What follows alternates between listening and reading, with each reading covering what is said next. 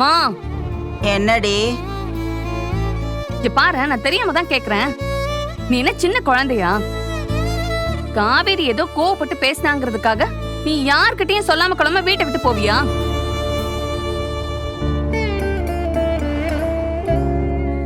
உனக்கு காவேரி அக்கா மேலதானே கோவம்.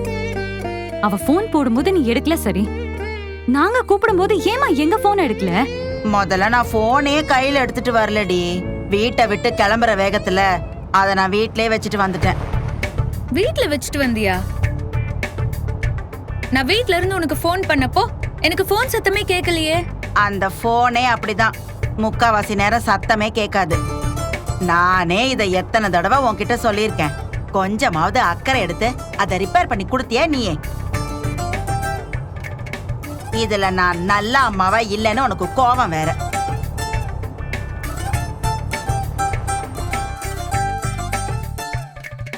ஏமா, இப்ப நீ இவகிட்ட இதெல்லாம் கேக்குறல்ல, இந்த மாதிரி எதுவா இருந்தாலும் மனசு விட்டு அவகிட்ட பேசுமா. இல்ல மனசு விட்டு திட்டிரு. இல்ல அதை விட்டுட்டு இந்த மாதிரி வீட்டை விட்டு போறதெல்லாம் இனிமே வச்சுக்காத.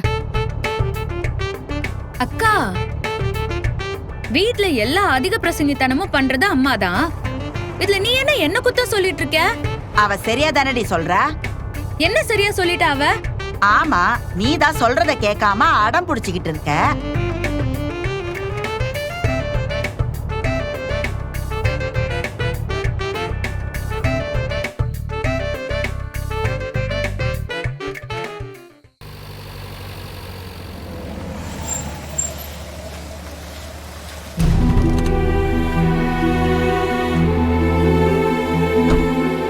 அந்த பேக் கொடு.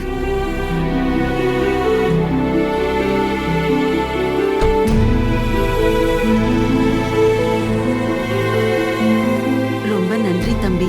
ரொம்ப தூரம் இன்னைக்கு அலைஞ்சிருக்கீங்க, நல்லா ரெஸ்ட் எடுங்க.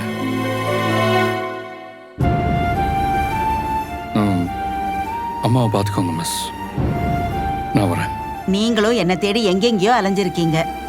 வந்து ஒரு காப்பியாவது குடிச்சிட்டு போங்க தம்பி. இல்லைம்மா, இருக்கட்டும். உங்க பொண்ணு தான் இனிமே வீட்டுக்கு வரக்கூடாதுன்னு சொல்லிட்டாங்கல்ல, அப்புறம் எப்படி நான் வர்றது? காவேரி, அவரை வரக்கூடாதுன்னு சொன்ன நீயே உள்ள வாங்கன்னு ஒரு வார்த்தை கூப்பிடண்டி. கொஞ்ச நேரத்துக்கு முன்னாடி தானே அம்மாவை காணோன்னு நான் போன் பண்ணப்போ பதறி அடிச்சுட்டு என்ன பாக்குறதுக்கு வீட்டுக்கு வந்தீங்க. அதான் நான் இல்லாதப்பவே வீட்டுக்குள்ள வந்திருக்கீங்கல்ல தம்பி. அப்புறம் இப்ப வர்றதுக்கு என்னவா? வாங்க தம்பி, நான் முதல்ல உள்ள போறேன். சாவியை குடுறி. ம்.